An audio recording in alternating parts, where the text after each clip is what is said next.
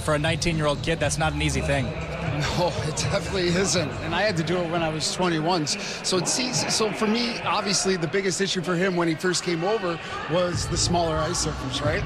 Yeah, and that is a big difference. It's probably the most physical league he's been, and I think that eventually is going to suit his game and maybe is starting to.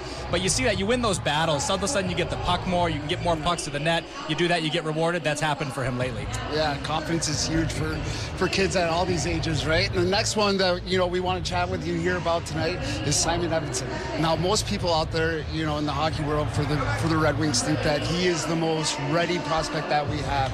And what has he been doing down there in the AHL to hone those skills? A ton. He's an AHL All-Star, so he's doing a lot right. He's playing really well. The question is just, when is he going to be in Detroit? And it is a little bit of a waiting game. Red Wings obviously have had 7 veteran defensemen all year. Even with Sherrod out tonight, they got 6 in the lineup. So a little bit of a waiting game with him. And what they're looking for him to do is just be the best defenseman on the ice, night in, night out, which is much easier said than done. Well, they've always been this expression, and Jimmy knows it well, of having a prospect be overripe.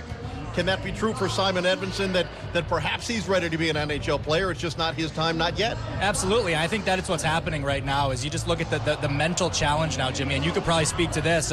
When you are succeeding, you're just waiting for that call. Yeah, you are. And you're kind of circling. For me, it was a little bit different.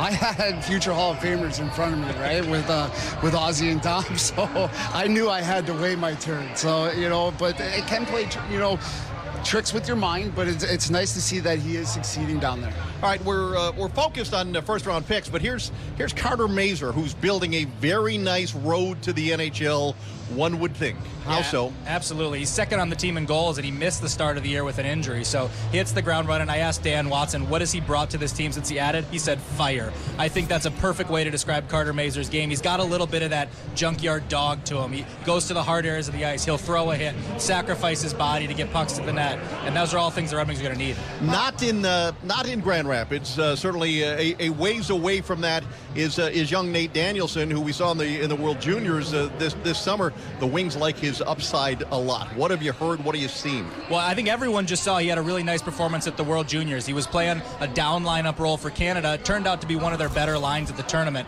Right after that, he comes back and he gets traded from Brandon to Portland. I think it's going to be a really good thing for him. Goes to a better team and a better offensive environment. I think you'll start to see him put up some more points. All right, if you care about the Red Wings, all things Red Wings, including those that are on their way here, reading Max Bultman in The Athletic that you can find online. Max, thanks. Enjoy the rest of the game. Take care, Appreciate it. All right.